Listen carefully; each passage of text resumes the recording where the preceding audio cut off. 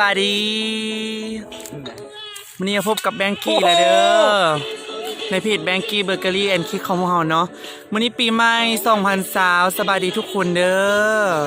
สบายดีทุกคนเนาะวันนี้เขาก็มากินป่าอยู่อันวันนี้เนาะวันนี้แบงกี้พามากินปลาอยู่สายเดี๋ยวสิพาแล้วเลาะเบิ่งเด้อ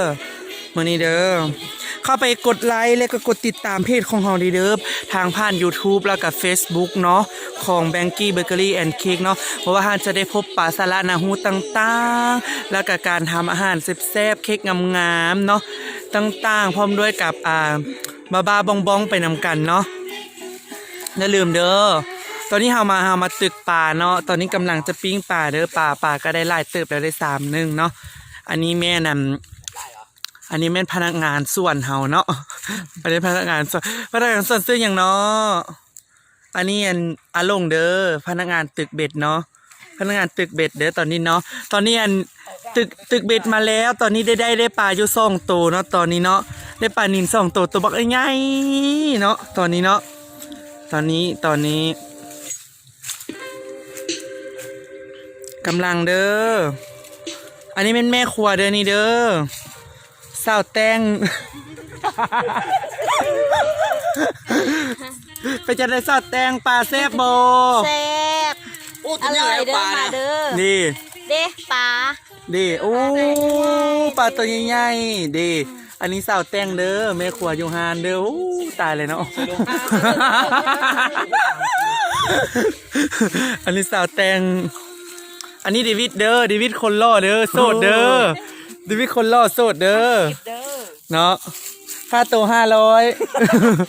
ล้านเด้อันนี้กระโสดเด้อนี่พ่อครัวดิวฮานเด้ออันนี้โจอี้เด้อโจอี้เนาะ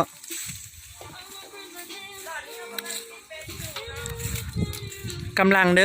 พี่น้องเด้อปึ๊บเนาะเดี๋ยวเฮาสิปิ่นกองหน้าให้เบิ่งแป๊บนึงโอ้ปิ่นกองหน้าบ่ได้เว้ยเพราะว่าตอนนี้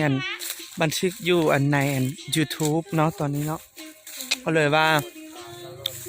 อันนี้บรรยากาศอ้อมข้างต่างๆเนาะคนส่วนกำลังมาเนาะหากก็ไปเก็บผักมาเด้ไปตัดผักห้ากับมาคนทำสวนอันนี้นะอันนี้คนทำสวนนั่นพูดเดี๋ยวพวกนนท์มาแล้วบอกมันมาใช่ไหมนั่นพูดเดี๋ยวพวกนนท์มา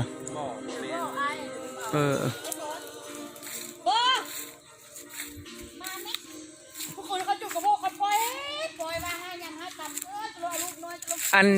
ตอนนี้อยู่ในช่วงไฮซีซั่นเนาะเป็นช่วงฤดูแล้งหน่อยนึงสภาพมันก็จะบ่ค่อยงามปานใดเนาะจากว่าเป็นฤดูใบไม้หล่นแล้วตอนนี้เนาะมันก็เลยบ่ค่อยโอเคปานใดเนาะบรรยากาศอยู่นี่ให้มันเย็นนี่เนาะเหมาะแก่การพักผ่อนนั่งซิวๆหลับแน่นอนเนาะ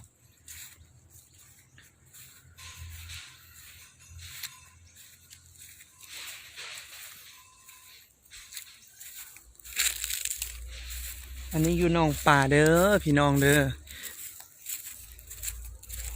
พี่น้องเป็นจังใดก็คอมเมนต์ติส้มกันได้เด้อพี่น้องโอ้ยได้แล้วพี่น้องได้แล้วป่าพี่น้องป่าตัวบักใหญ่พี่น้องเห็นป่ะป่าตัวบักใหญ่พี่น้องแป๊บนึงแล้วป่าได้แล้วพี่น้องได้อีกตัวนึงแล้วบักอีใหญ่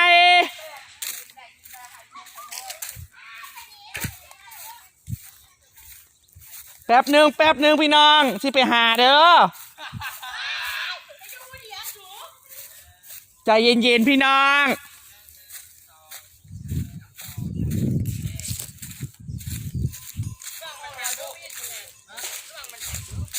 ปิ้งปลาสดๆนะพี่น้องผู้ใดอยากกินละมาเด้อ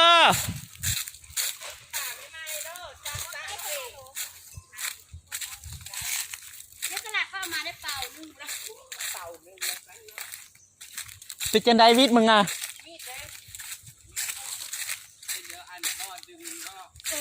รอดซุ่ม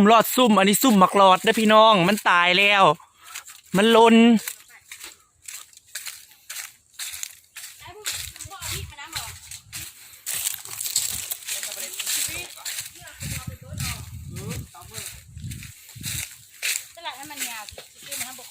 เป็นแนวใดเป็นแนวใด 3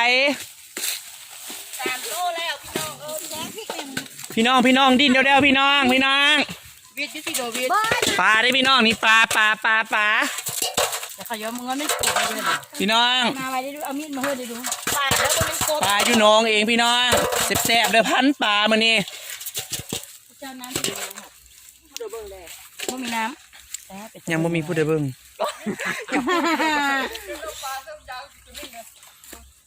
มาแล้วแม่เข้ามาพี่นามา5 วันเด้อพี่นา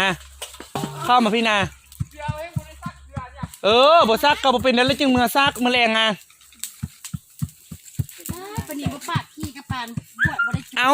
ไอ้เด็กครัวสร้างกับเจ้าครัวแล้วล่ะบ่อีเสเป็นบาเสียสินดิ นะไอ้แตงว่าบ่มีมีดตัวนี้ เอามีดเอามาแล้วมีดก็มีอ่ะ นะแตงห้านะมีดก็บ่มีแล้วจังกะเว้า